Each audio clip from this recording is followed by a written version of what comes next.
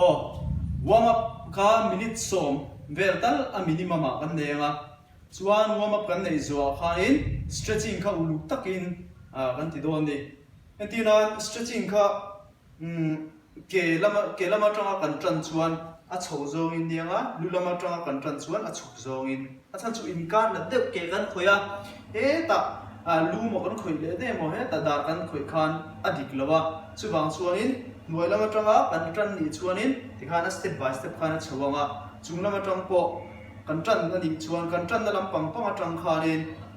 a chuk thang chuan a chho zong a tikhan aron ni tur ania le warm up minute som kan nei zo to chuan stretching kan nei tana hian ya ke hi helam pang hi angi langa ya ke galo podon ni chuan ti hian angil ve ve tur ani a chan chu helai hamstring tur kha kan veng pa tel don ti na ni chu hemi hi 10 seconds zel second som zel kan tianga hi kan pot dewa a chan chu a tran ve ve khangai ta ni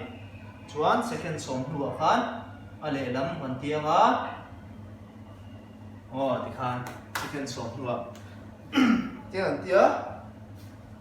helai hi helai le kan kom kan chon le kan chon le kan taksa hi angil chho tur ani ti hian angil chawanga chu degree somli panga 90 half chi half 45 ani ta degree somli panga in akal chawang hian kan kiar tui khuan le rap tur ani lam pang po rap tur nia ti hian amar tur ani he hi kan taksa amar chho tur ani ya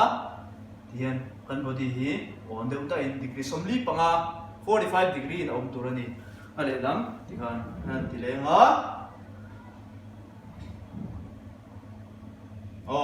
kan ti zo ton hu chuan lai kan khoi thei don ta ni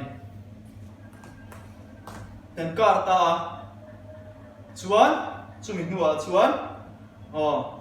heta outside outside tuma stretching kan nei la hian tuma zuk ke mo tiang chi kha ti lo tur ani outside khoi pota second som kan ti ton nuwa khan temin kan ding chuak dewa and inside